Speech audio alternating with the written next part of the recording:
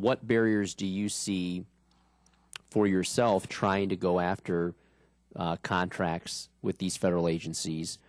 Are there certain barriers that are in place? Is there a difficulty getting information?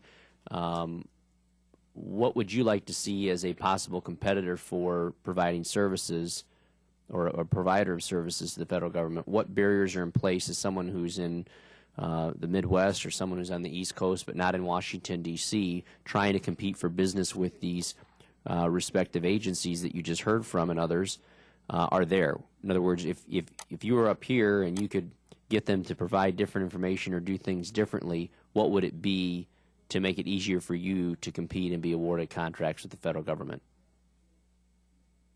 As far as set-asides go, SDVOSB set-asides, again, the agencies are not out there looking. They're not seeking other ways to find those companies out there. I think anybody can do any work across the nation. I do work in California. I'm out of Virginia Beach, Virginia. I also do it in Jacksonville, and we do it well. And we have a niche. We have maintenance engineering, and we do it on naval aircraft mostly. We can.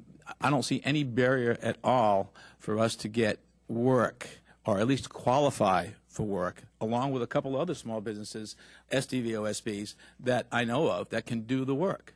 Now, I'd love to compete it. You know, I'd love to compete the work, but I'd like to compete it within the SDVOSB community. And there are enough of us out there to do that engineering work in naval aviation or in Air Force aviation or wherever it is. Again, I see no barriers except for the agencies not looking for us. Even though we're going to the small business offices and we're sending documents out and everything, but it seems to be going to deaf ears. Okay, Mr. Hope or Mr. Sharp? The barriers that we see is that many of our business owners would prefer to have an office here in Washington, so they have access not only to the Hill to be able to provide complaints or concerns to you, but also they like to be closer to the heads of the various agencies here. I mean, the offices where they're able to talk to someone with some sort of authority. They feel like if they're out in the Midwest somewhere, that they are at a disadvantage. And also there's a feeling that some of the federal representatives that are in those areas really don't pay too much attention to them.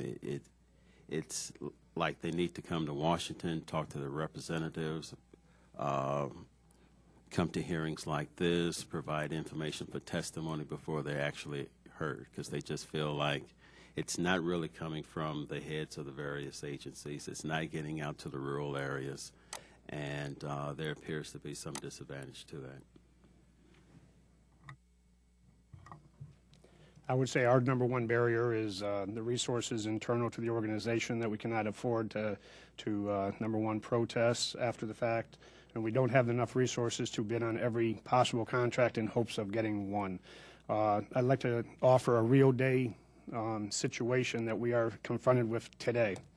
6 weeks ago, a government agency went out with a SDVO set-aside RFQ, request for quote, on a product and services of which my organization spent numerous days, 6 weeks, of 3 engineers learning, making sure we understood everything inside out.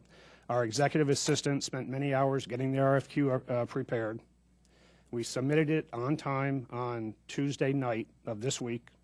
It was due today. Last night, or the night before, they came out with an amendment to the RFQ saying that this is no longer an SDVO set-aside and has been open to small business industry-wide.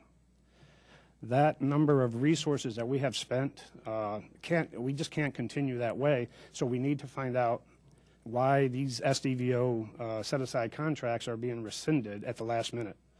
That's number one. But I mean, there's lots of issues like that. I've talked to many SDVO presidents that have the same issues, the same concerns about expending resources to get nowhere.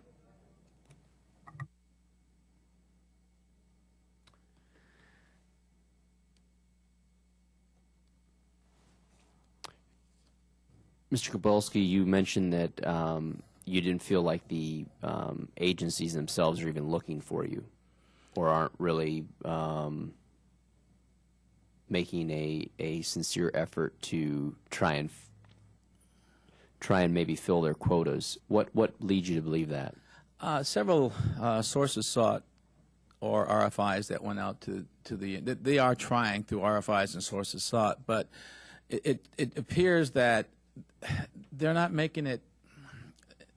The RFI or the sources sought is not the way to really go, to really get the attention of the SDVOSBs. Most of the companies are small. They're under $5 million, $3 million companies, and they don't have the resources to answer, 10-page requirements and listing all the information they have. Why can't we have just a one-page sources sought document go out to the community and go organizations like the SDVOSB Council out of Virginia Beach, Virginia? Go to the American Legion, go to a few other places to find these sources. And I think you'll get a lot more responses to these things.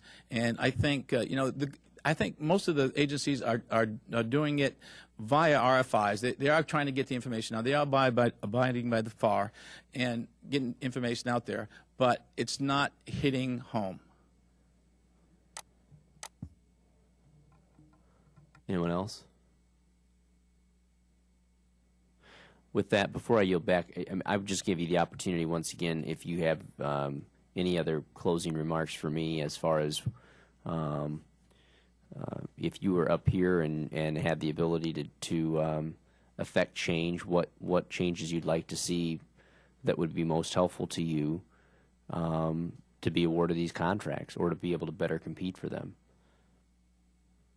I would put some more teeth into 13360, executive order. I'd make it law, just like the 8A. Put it on parity with the 8A, companies or the program. Fair enough.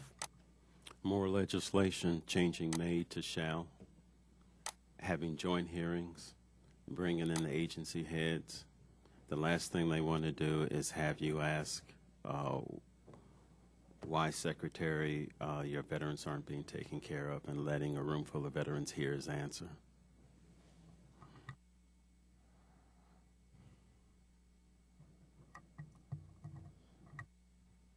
No? Okay. I have one more comment. I think the idea that Chairman Nye had about putting an SBA rep in every location would really help the program, unbelievably. I think that's the greatest idea I think I've heard. And making sure that all SDVOSBs are certified via the SBA. Okay. Thank you very much. Appreciate your time.